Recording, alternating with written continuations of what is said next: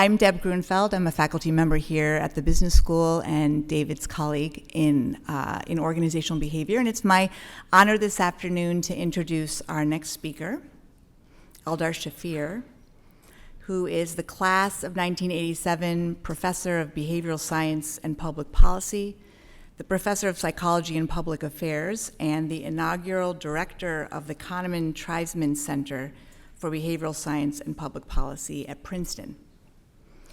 Eldar's PhD is in cognitive science from MIT, and he was here at Stanford briefly in 1989 at the Center for Dispute Resolution, where he was working on some of his seminal work with Amos Tversky on reason, choice, and money illusions. So that's a little bit of Stanford history for you. Eldar is a member of the American Academy of Arts and Sciences, a Guggenheim Fellow, and a member of the World Economic Forum Council on the Future of Behavioral Science. His book, Scarcity, won the William James Book Award in 2014. Based on a brief preview, it's my understanding that Eldar's current take on the evolution of Homo economicus will ask us to consider what to do with the fact that decision makers can have preferences of which they're unaware, such that Homo economicus is, as we like to say in psychology, not the master of his own house. The title of his talk today is Context, Cognition, and Flippant Preferences. Thank you, Deb. Okay, so great to be here. Thank you, David, for the invitation. It's an honor. And David wanted interdisciplinary, and you're going to get interdisciplinary, because I'm going to do very much social and cognitive. Basically, I'm going to try to give you a sense of how people who come from the behavioral sciences think about the decision maker, and she looks very different from the way many of you conceive of the decision maker. And then we'll talk a bit about what that means.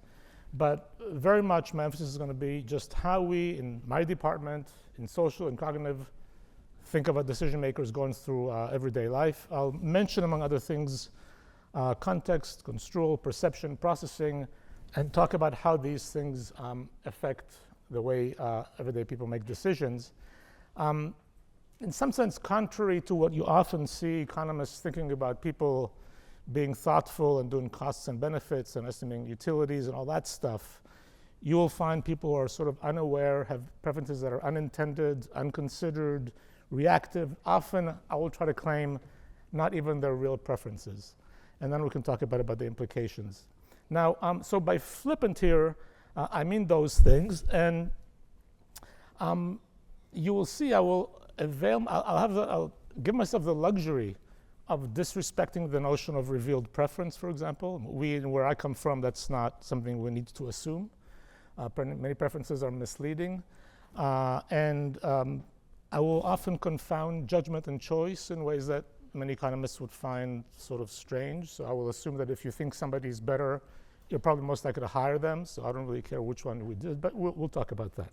So what do I mean? It's a nice sunny day, and you decide to wear shorts. That's a preference. It's a nice sunny day, and you're interviewing for a fancy medical school, and you give the applicants significantly better scores than on a cloudy day. That I will call a flippant preference. One, you probably didn't intend to do that. Two, you don't think that candidates on sunny days are better than on less sunny days. And the impact could be sort of serious. And again, I'll take the liberty of assuming here that if you give somebody a better score, you're probably more likely to give an offer. So I'll go back and forth between judgment and choice in ways that will be often confusing. This study, by the way, is based on 3,000 candidate interviews over 6 years with many hospitals. It's for real. And it follows a lot of research we've seen where the weather affects people's moods, which then affect how they find you in an interview, whether you're more or less intelligent and interesting and funny. If you want to start with the most, I'm going to give you sort of a survey, the ultimately most simple flippant preference you can have. It comes from cognitive. It's the mere exposure. There's many, many studies on this. I simply show you something again and again, and you like it more and more. It could be Turkish characters, it could be sounds of words, it could be all kinds of things. The more you get exposed, the more you like it. We can even do this subliminally. It's kind of interesting. I can show it to you so fast you don't know you saw it, and after a while you start liking it more than other comparable characters. This doesn't seem so serious, but it turns out it's also true for facts that you see. If you see sentences dispersed around campus again and again, you start believing they're true. Here you have a very insightful quote. In the long run, he will achieve basic results in influencing public opinion, who is able to reduce problems to their simplest terms and who has the courage to keep forever repeating them. This is Goebbels, a smart man who knew what he was doing. And you can see where this has very quickly becomes relatively serious. So, you know, a stolen election is funny 10 times, and it's kind of strange the next 100, and then it becomes stolen. The big lie, things like that. There's a real sense in which people form opinions and attitudes of which they're largely unaware, happen naturally and can be heavily manipulated. This becomes very relevant if we talk these days about free speech, for example. I have a colleague on campus who believes in total free speech, and he condescends to the Germans and Brits who make certain terms not allowed, and I think he's wrong. And we have conversations, and I say, well, I respect you, I understand the beautiful idea you have, but from what I see, when you allow these terms, they seep into people's heads. And so it's a real issue. Another very different kind of flippant attitude, I'm going to stick it in because I cannot give sort of Social Psych 101 without mentioning this family of studies. So this is classic studies. Many of you will have seen some version of these studies. Just bear with me. I'm going to give you my 2-minute rendition of them. So this is Milgram, for example. These are German and American psychologists who come to the US after the Second World War, sort of obsessed with what made the Germans do the things they did. We, of course, know today there's nothing German about it. It's the machine that we carry behind the eyes and between the ears. But this is remarkably unclear at the time. So Milgram runs these studies. He invites people, middle-aged men in New Haven, to come to the basement of the psych department at Yale. And he assigns them this task where the subject who's there standing in a black suit meets a second subject who sits down attached to electrodes. The experimenter in the white robe introduces them. All subjects are going to be teachers, but they think this is randomly assigned. The student, the one who's sitting down attached to electrodes, is a Confederate, he's an actor. And the instructions are, you're supposed to give me paired, the test doesn't really matter, but you're supposed to give me paired associates. I teach you, the student, shoe, banana. Later when I say shoe, you're supposed to say banana. If you get it right, we move on. If you get it wrong, I give you a slight electric shock. And then we move on, and it's the next question, and as you make mistakes, I go up and up on this very nice machine, giving you stronger and stronger shocks as we go. This is all very heavily choreographed, so the actor who's getting these shocks grunts. At 150, after lots of grunting, he screams, "Get me out of here, I told you I have heart trouble," which he happens to mention when they first meet. At 270, if anybody chooses to go that high, there's screams of agony. You can see this and this is recorded and available on PBS. And after 270 screams of agony, if you still keep going, at 330 you say house, nothing comes back. 340, 350, 360, 370, up to 450. If you were to do that, you give questions, there's zero coming back from the guy who screamed he has heart trouble. And the experimenter says, please, why would anybody do this? The experimenter stands in the corner and says, please continue, it's imperative the experiment go on, etc. That's the setup. Milgram, who was a brilliant experimenter, did one more thing for us. He interviewed people, who gave them a full description of the study, and asked them to predict what will people do. So we have the data. Everybody predicts disobedience. The average prediction is that around 135 volts, when the grunts get loud, people will stop. But the psychiatrists in the Northeast USA in the 70s, those who really understand, predict that one in 1,000 will be a sociopath who will go up to 450. What Milgram finds is that 65% are sociopaths, and that everybody goes above 300.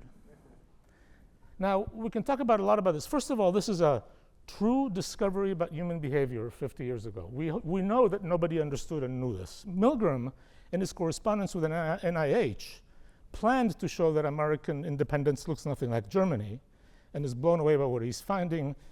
He replicates it in Bennington College, the bastion of American leftist liberalism at the time, who looked worse than New Haven. It persists.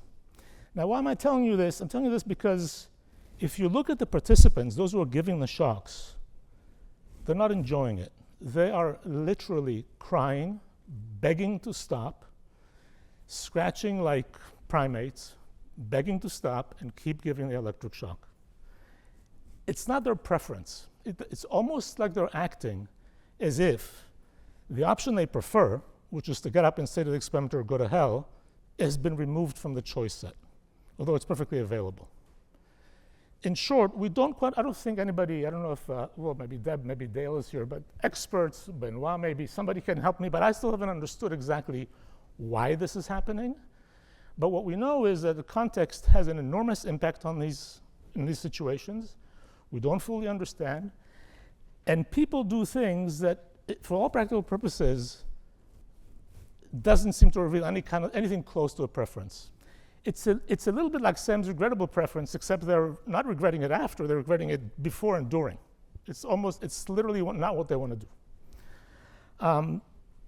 And if you were to insist that you want to call this preference, it becomes interesting because you're going to have to, sort of like the complete contract, you're going to have to describe to me everything about it, because if you change one nuance, if the experimenter, instead of standing there saying, please go on, calls you on the phone, you tell them to go to hell and you stop. So it's a very nuanced situation that uncovers this kind of effect. That's the number one lesson I would say in social psych. It's the power of the situation. In this case, its ability to generate what I would call flippant preferences. I'll show you others, preferences you're not aware of, preferences you don't mean, preferences you hate, and our tendency not to get it. That always goes together. So no matter how much you teach about Milgram's study and many others, it's very hard when you read about Abu Ghraib to tell yourself these are totally regular folks in a bad situation as opposed to something wrong with these guys. And so we have a lot of data. When you go to San Francisco, you saw somebody who was homeless. No matter how well-intentioned you are, you're not impressed.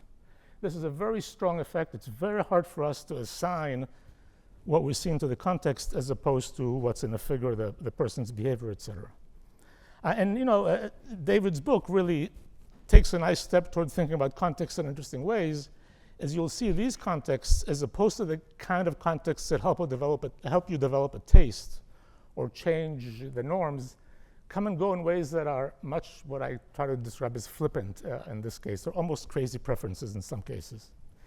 And I have a whole collection of these. I'll give you one of the underappreciation of the context. This is General Patton was the first to enter the occupied camps in 1945 for the American Army. And he writes to Eisenhower, and this is all available. It's quite remarkable. He's disgusted by the behavior of the people he finds, whom he knows just spent 3 years in hell. And he's not able to say, these are people just like me and my brothers, they're just in a terrible place. He can't understand why they're so disgusting. It's a very powerful effect. When you see him talk, it's like they're exhibiting preferences. That's how he interprets it. And Primo Levi, who's one of those locusts, sees right through it. I think this notion of how much role to assign to context plays a big role even in today's policy making. If you look, for example, at work requirements for the poor, a major topic in our Congress, they are not able to say, these poor Americans, leave them alone, help them. They look lazy to me. I'm going to make them work. There's a whole sense in which you're not appreciating context enough. My pet peeve is financial literacy training. I talk about it because I love people who do it. They're well-intentioned. They're wonderful people. We spend an enormous amount of money teaching financial literacy, of course, to the poor, because they look like they're not behaving well. The rich don't know what's going on, but nobody can catch them. And so we give financial literacy to the poor. And a recent meta-analysis done by John Lynch and his colleagues looked at 170 papers that do financial literacy training. What you find is that people after the training do better on the test, and it has 0, to be more precise, 0.1 of 1% effect on their lives. 0 effect on their lives. Now think about that. Imagine if I teach you swimming. We do one semester of Swimming 101, and I toss you into a nice little lake in Geneva, and you look great. Now imagine after assuming 101, I toss you into a massively stormy sea, you drown. When you take the American poor and teach them a few months of financial literacy and throw them into the massively cruel, unregulated American market, they drown. And then, of course, you have to ask yourself, shouldn't I have spent that time reading books to their children? Not only you're not helping them, you're wasting their time. And a lot of it is, again, the assumption that it's them you need to fix as opposed to the context around them. This is sort of amusing. So for whatever reasons that you could explain better than I, plates have grown from 1990 to 2010. Don't forget it's pi r squared. You get a lot more pasta. Almost twice as much pasta in now or 10 years ago than 50 years ago. This is my favorite. So literally, this is a CDC. Literally, when you have a burger today, an average burger today, you eat exactly 3 of your grandma's burgers, 3 times bigger. Now, this is relevant, of course, because if people went in and said, I plan to consume 4.9 ounces of burger, it doesn't matter what you give them, but that's not what people do. They eat lunch. Whatever you put, they eat, and people eat a lot more. There's some calculations how much difference this could make if we fixed it. But this is a context we create where people are basically mindlessly going through their lives. The notion of bandwidth, I'm not going to get into because economists have thought about this a lot. Let me just say, it's not cognitive work. Bandwidth is a bit different. You're simply being distracted. So the top right picture, for example, is about a study where people walk through campus speaking on the phone. They're substantially and significantly less likely to notice a dude riding through campus on a unicycle. You just don't see it.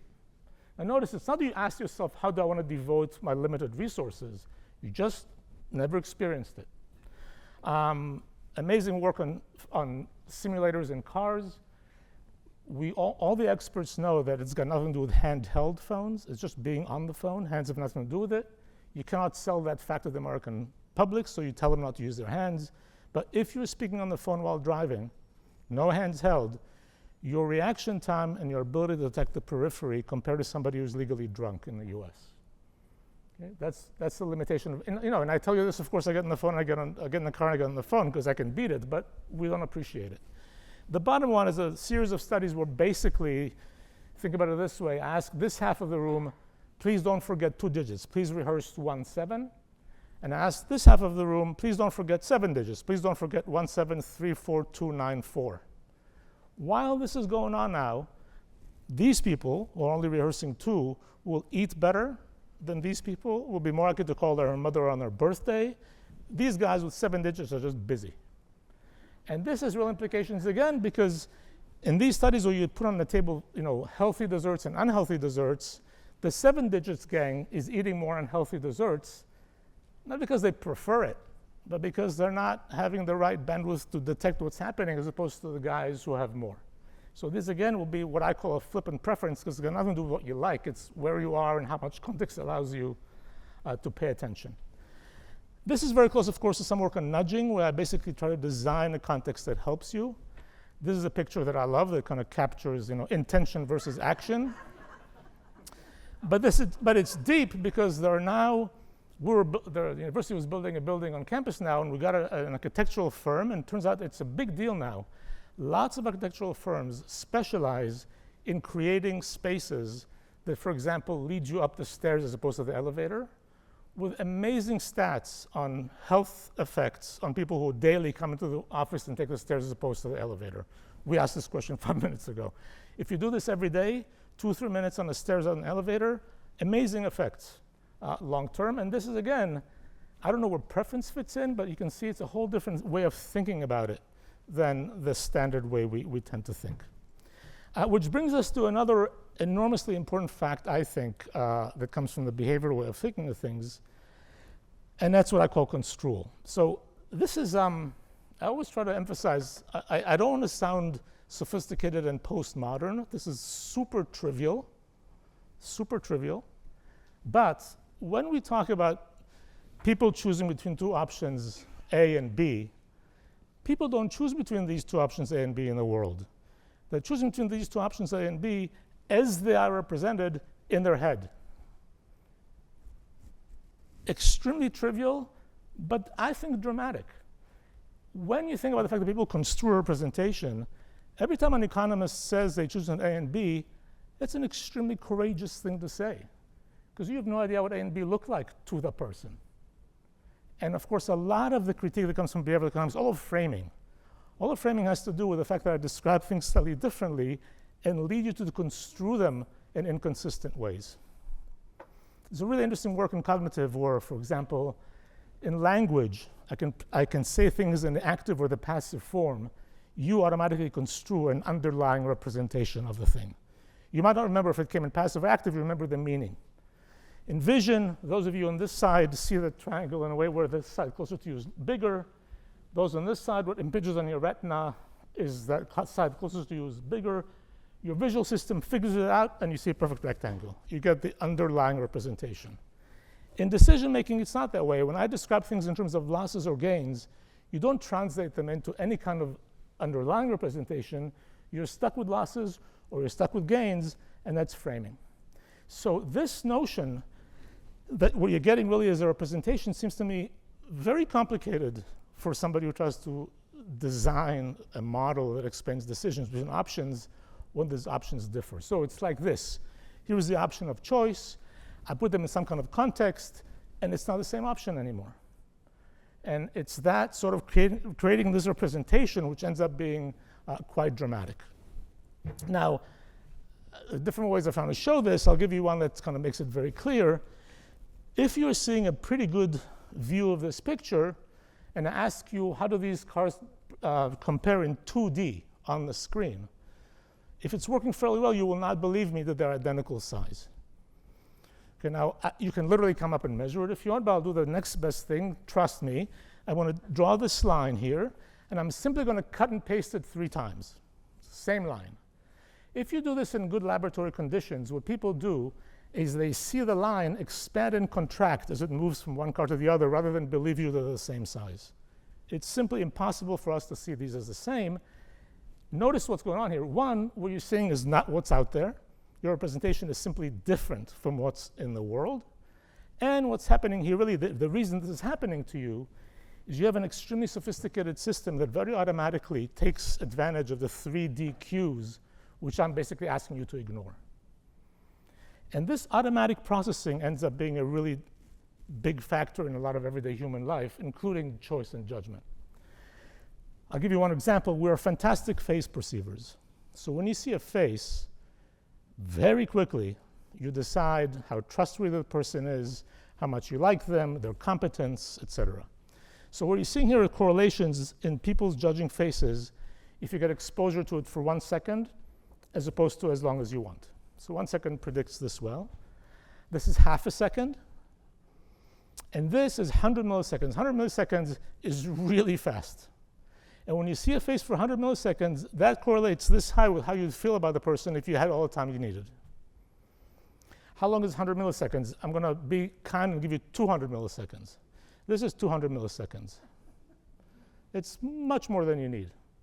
And when you see faces half that time, you know everything about how you feel about the person, competence, trustworthiness, etc. If you're getting these, I forgot I left it. If you're getting these blank flashes that are very annoying, it's just to remind you. So these flashes are 300 milliseconds. Every time you blink, you get darkness in front of your eye for 350 to 400 milliseconds. You get these about 15 times a minute. If you're awake 12 hours, most of us are awake a lot longer, you get an hour of darkness in front of your eyes, which you have never seen. And that's just for me to remind you, your brain is doing unbelievable work without asking you any questions or consulting. And that's true not just in this case, but also perceiving faces, perceiving other things you do every day. So one example of this, this came up earlier. Stereotypes are very powerful. We perceive stereotypes automatically and quickly. So here is a study. You see this person who is wearing clothes that an independent group of, I should say the stereotype here, because you can see it, it's all about how the poor are incompetent. So if you go internationally, there are stereotypes, and they differ from place to place.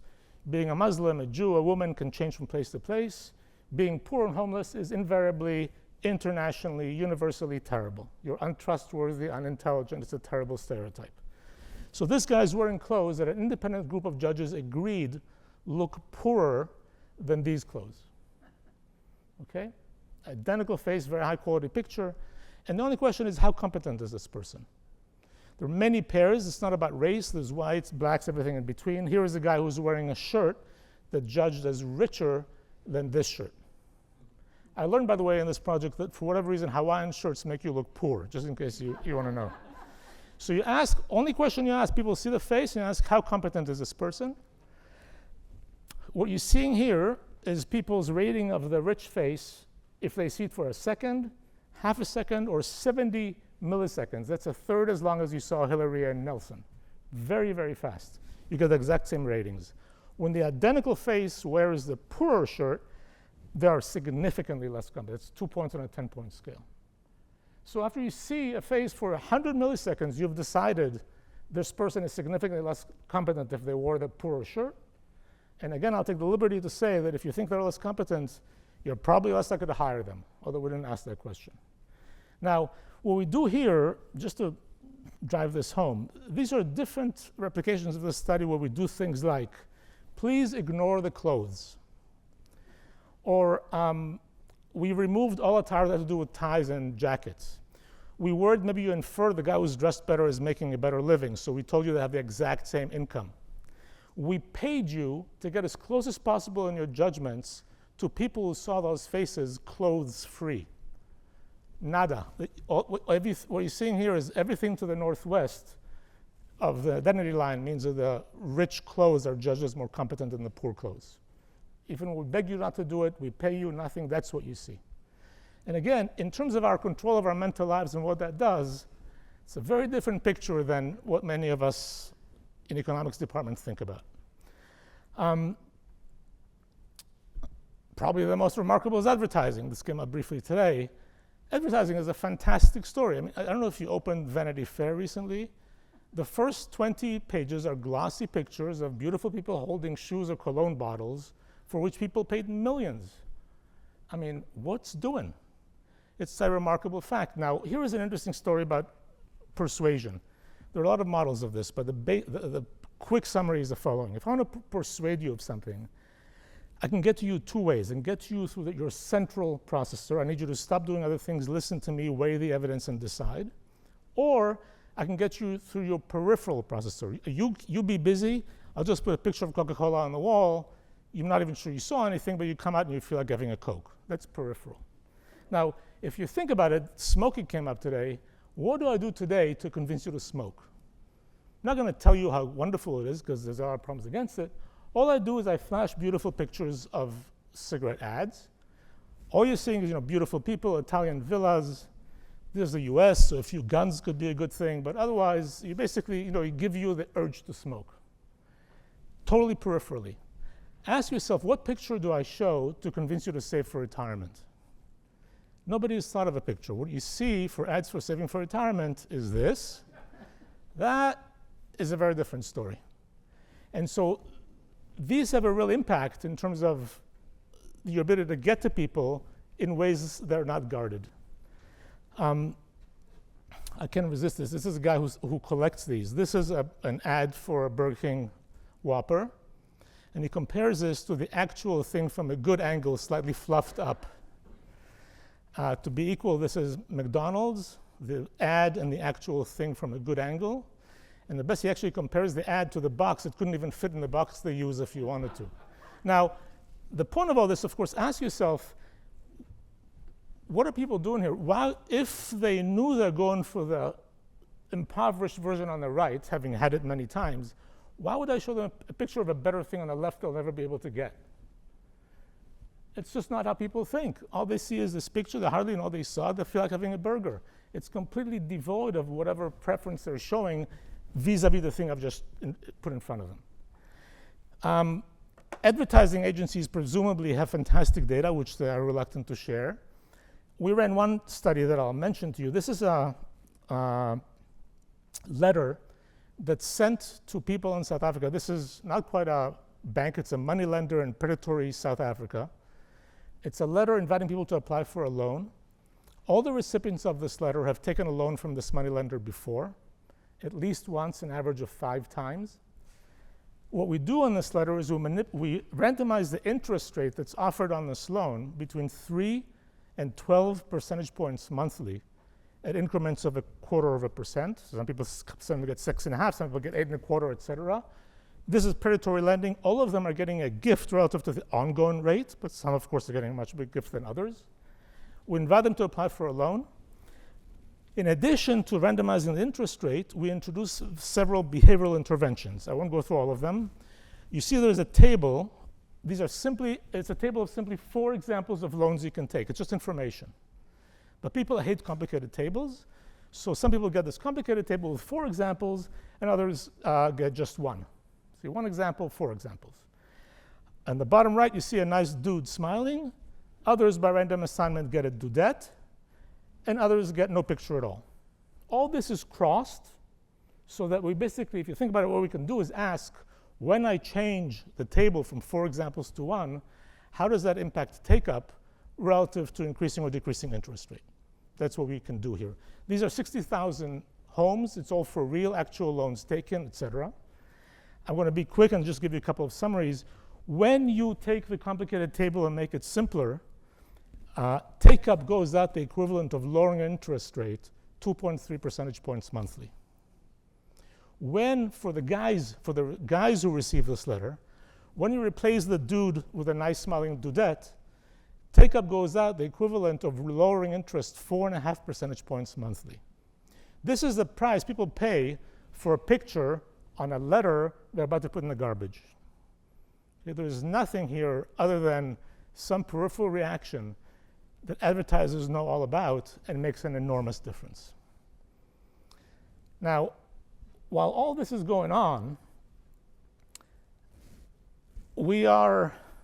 Americans are sort of proud anti-paternalists. We want to be left alone. And when you look at enough of this data, it's not quite comic, it's tragicomic, but it's truly bizarre. So here's one. Are you responsible for your own weight? This guy says, absolutely, government has no business interfering in what I eat. This is a man who's saying government has no business interfering with what I eat, while his kids watch more than 10,000 food ads a year, and while the US government, here I have the data, spent $2 million on their main nutrition education program, while McDonald's spent $500 million on just one campaign. It's quite comical to sit in that context and claim, I don't want government to interfere, I want to make my own decisions. You're way past any time that you could make your own decisions with this going on. So that's some sense of what happens when you put people in context and they have construed situations in ways that simply they do not control and are unaware of. Now, of course, there are many ways in which you can show information processing that has complicated repercussions for our decision making that are less purely flippant, that people might be aware of them. They're trying, except the way they process information is very different from the way we often assume. They're certainly not assigning utilities, they're doing something. I'll start with a benign example because it's kind of fun. This is Paul Slovic did this study, so basically asking about Buridan's ass, Buridan's donkey, many years ago. Slovic asks, how do people choose between equally attractive options? So he gives, there's a bunch of these, I'm giving one example. These are 2-dimensional 2 options. So in this case, it's a gift package that differs in cash and coupons. And you're asked, here it is, what amount of cash for gift package A will make the 2 equally attractive to you, will render you indifferent? So let's assume you say it's 10. What Slovic then does, independently, before or after, he asks you, by the way, what's more important to you, cash or coupons? Now, anybody in this room, certainly any economist in this room, will immediately say, what do you mean, what's more important? How much of cash, how much of coupons? I can tell you, I don't know what it means, but people respond without any difficulty. When you say what's important, love or money, they tell you love. They don't ask you how much love and how much money. In fact, here is the data. You ask people what's more important, cash or coupons, a week before, doesn't matter. This guy tells you that for him, $10 make the 2 equally attractive. You come back a week later, and give them the two options they had just equated for value and ask them to choose. Anybody who's devoted to some sort of value maximization utility, something is condemned to predict 50-50 because the guy just equated them.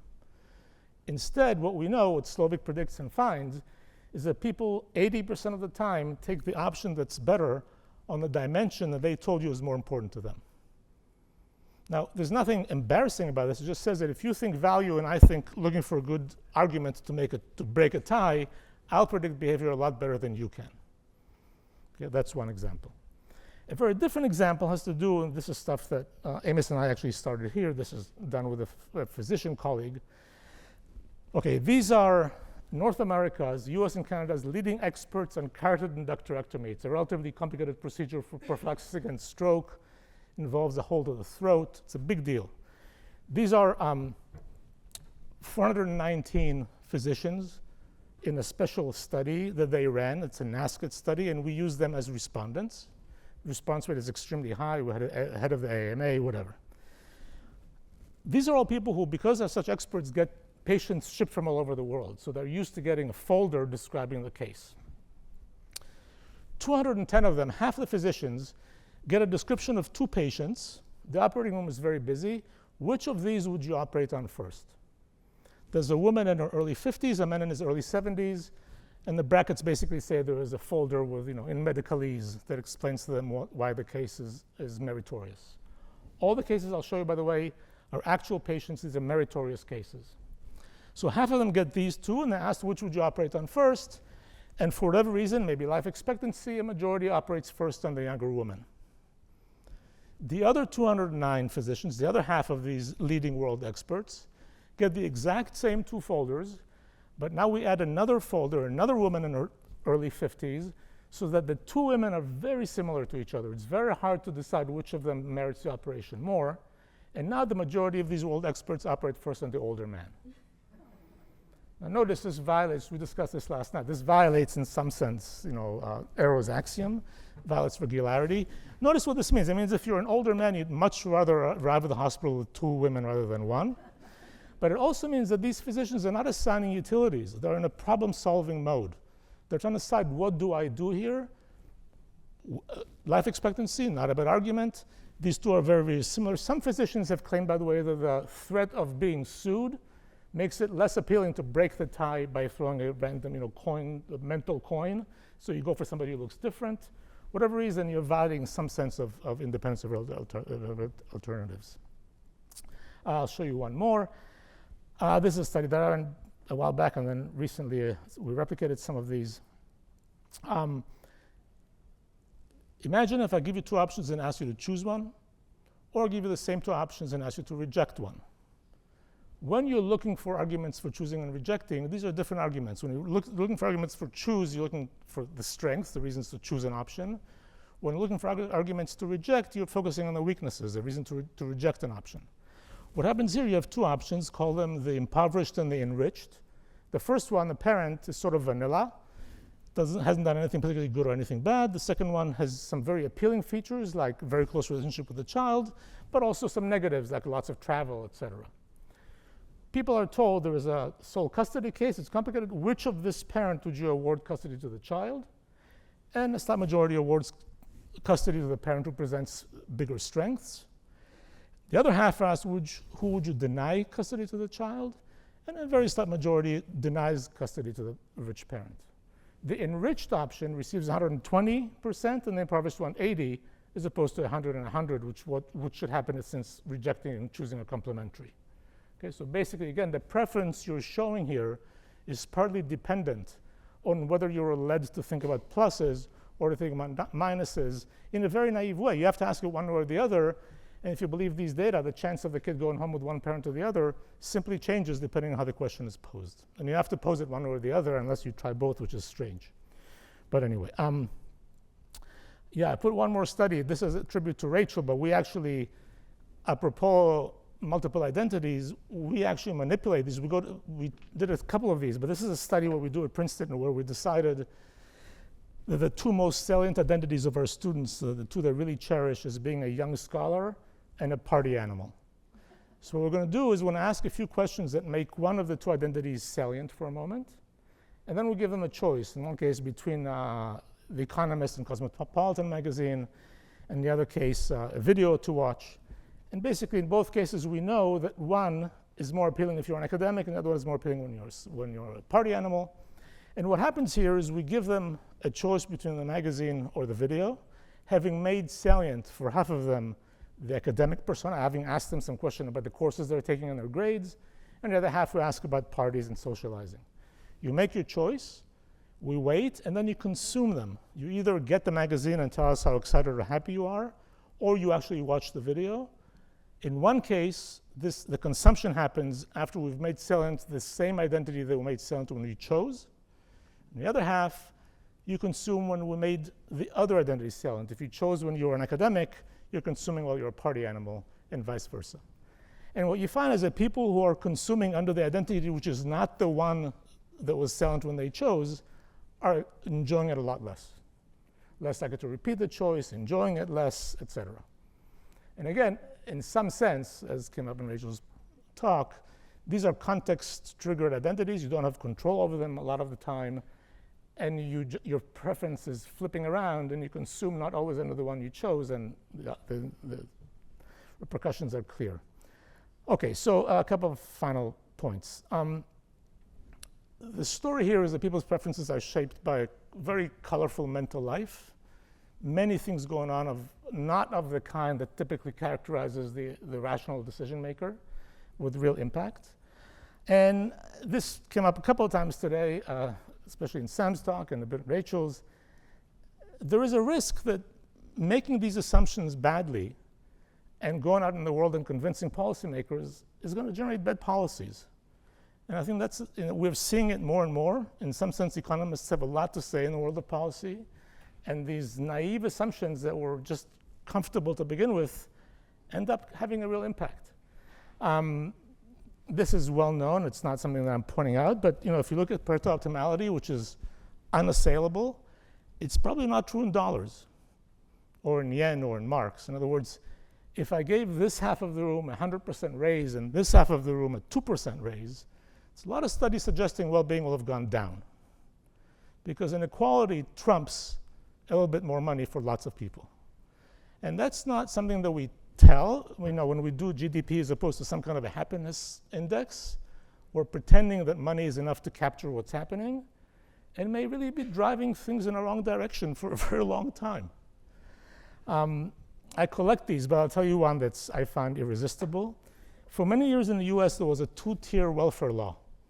The two-tier welfare law said that if you are a welfare recipient, a mother of two, who moves from state A to state B, if state B gives higher payments to welfare recipients, for the first year of residence, when you move to state B, you're only entitled to state A level payments.